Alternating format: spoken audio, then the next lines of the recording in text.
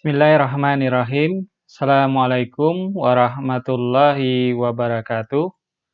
Rekan-rekan sekalian, jumpa lagi dengan saya Lasmidi Afwan. Di video kali ini kita masih akan melanjutkan materi mengenai basis data. Pada video kali ini kita akan membahas mengenai implementasi basis data relasional ke DBMS atau Database Management System. Pada video sebelumnya, kita sudah membahas mengenai transformasi ERD ke basis data relasional. Jadi secara konsep kita sudah memiliki tabel atau skema yang siap untuk diimplementasikan ke DBMS. Jadi masih untuk studi kasus yang kemarin, yaitu studi kasus pada basis data akademik. Jadi untuk implementasi tabel hasil transformasi ERD ke DBMS seperti MySQL. Jadi kali ini kita akan menggunakan DBMS MySQL. Kita dapat menggunakan SQL atau Structured Query Language yang sudah disediakan oleh DBMS. Jadi sebuah DBMS itu secara umum memiliki dua bahasa yang bisa digunakan untuk berkomunikasi dengan DBMS. Yang pertama adalah DDL, yang kedua adalah DML atau Data Definition Language dan Data Manipulation Language. Nah, untuk DDL ini meliputi perintah create, drop, dan alter. Kemudian untuk DML meliputi perintah insert, update, delete, dan select. Nah, secara umum untuk DDL, untuk bagaimana caranya kita membuat sebuah tabel atau membuat objek, kita menggunakan perintah DDL. Nah, kali ini kita akan membahas DDL untuk membuat tabel dari hasil transformasi ERD yang sudah kita lakukan di video sebelumnya. Jadi secara umum, kita akan menggunakan sintak create table, kemudian nama tabelnya, misalnya create table mahasiswa. Kemudian kolomnya, jadi kolom atau field-nya, kemudian ada tipe data, kemudian panjang karakter dari kolom tersebut, kemudian constraint-nya, kita bisa memberikan constraint primary key atau foreign key dan lain sebagainya, atau not null. Kemudian koma, kolom kedua, koma kolom ketiga, koma kolom keempat, dan seterusnya dengan format yang sama dengan kolom pertama.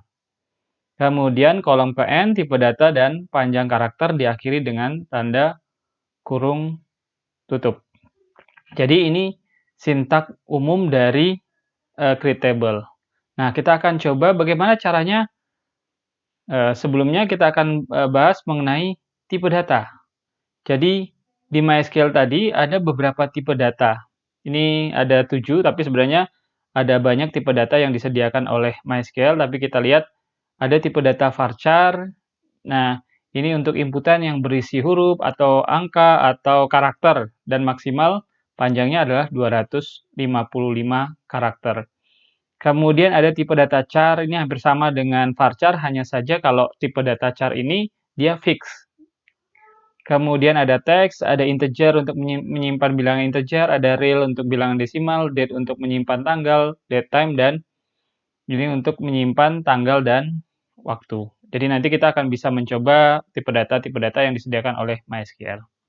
Nah, misalnya kita akan mengimplementasikan tabel untuk studi kasus basis data akademik kemarin. Misalnya ada tabel mahasiswa, maka perintah DDL yang akan kita gunakan adalah create table mahasiswa, kemudian kolomnya name, tipe datanya kita tentukan. Oh, misalnya name ini kita gunakan char, fix dia. Char 10, kemudian karena dia sebagai primary key, kita tambahkan constraint primary key. Ya. Kemudian koma, kolom berikutnya nama mahasiswa, tipe datanya adalah varchar. Jadi karena bisa huruf, bisa angka, tapi kebanyakan huruf. Kita menggunakan varchar, kemudian panjangnya 60 dan kita kasih not null. Artinya kolom mahasiswa itu tidak boleh kosong dan harus terisi, jadi not null constraint-nya. Kemudian alamat. Alamat kita kasih varchar dengan panjang 255 karakter. Nah, ini untuk tabel mahasiswa. Ketika kita jalankan di MySQL, kita berhasil membuat satu tabel, yaitu tabel mahasiswa. Kemudian yang berikutnya masih tabel mahasiswa. Jadi jika kolomnya itu lebih dari 3, maka kita akan tambahkan. Jadi nama mahasiswa tadi sudah, kemudian jalan, tipe datanya kita sesuaikan. Apakah dia akan di-input dengan karakter yang banyak, maka kita gunakan varchar. Kalau misalnya lebih banyak lagi, kita bisa menggunakan teks atau tipe data yang lain. Kemudian kota, varchar, kode pos, char 6 karakter, kita sesuaikan bahwa sebuah kode pos itu biasanya terdiri dari 5 sampai 6 karakter. Atau kalau misalnya memang ada kode pos yang membutuhkan lebih panjang, kita bisa buat misalnya 10, char 10. Nah, ini untuk tabel mahasiswa, jika misalnya kolomnya lebih banyak.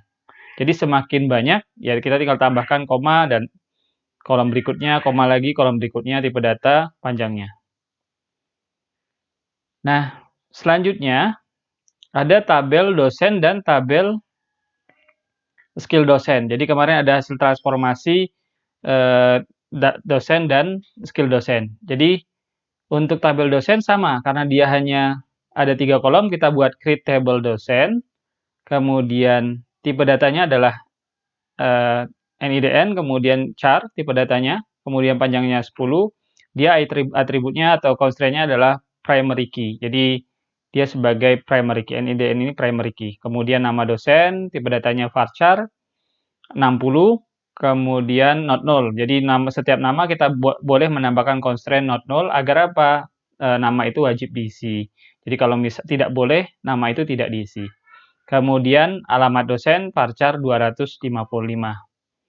Nah, untuk tabel skill dosen, kita juga buat menggunakan perintah ddl create table skill dosen.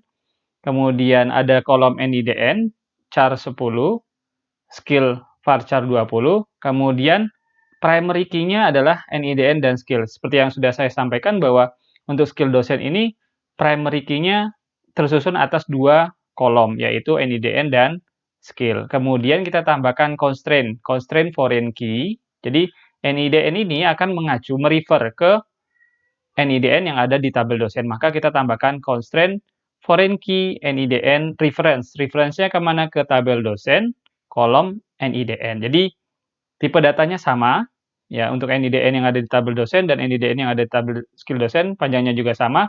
Hanya saja yang pada tabel skill dosen ini merupakan foreign key yang mengacu ke tabel dosen. Maka kita menuliskannya constraint foreign key NIDN, kolom NIDN, reference-nya ke tabel dosen, kolom NIDN, on delete cascade. Jadi ketika dihapus, dia sangat bergantung. Ketika dihapus di tabel dosen, maka yang di tabel skill-nya, datanya nanti juga akan terhapus.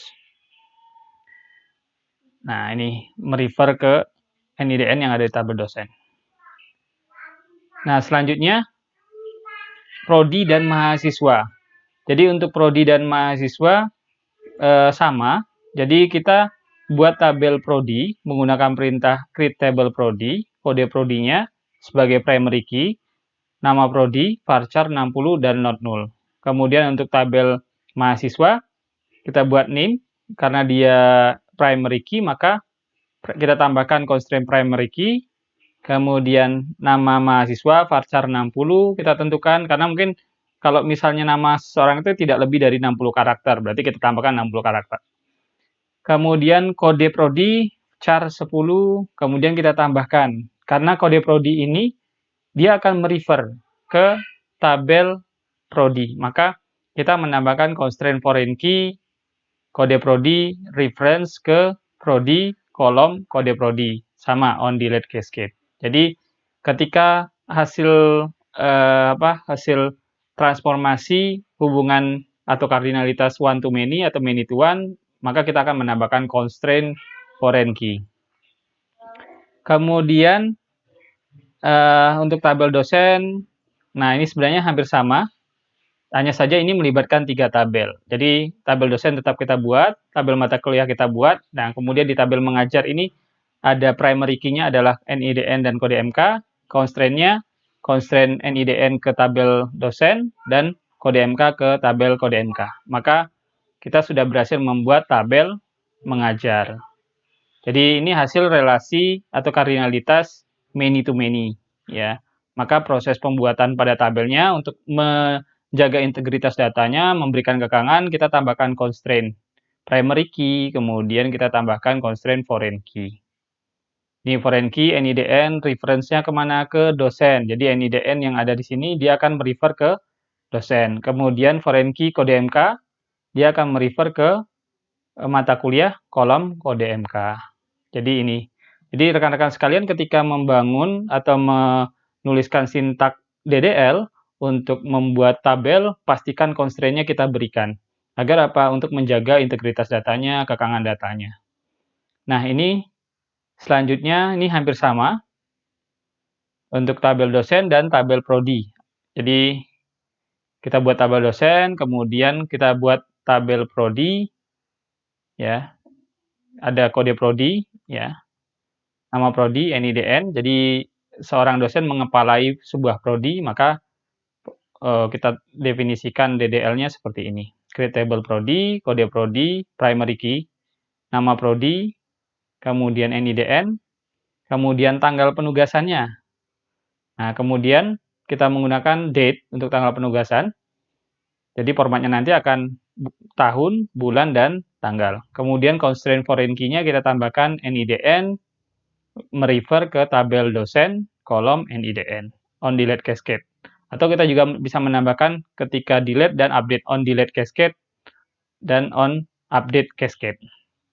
Nah, ini untuk tabel dosen dan tabel prodi, hasil dari hubungan atau kardinalitas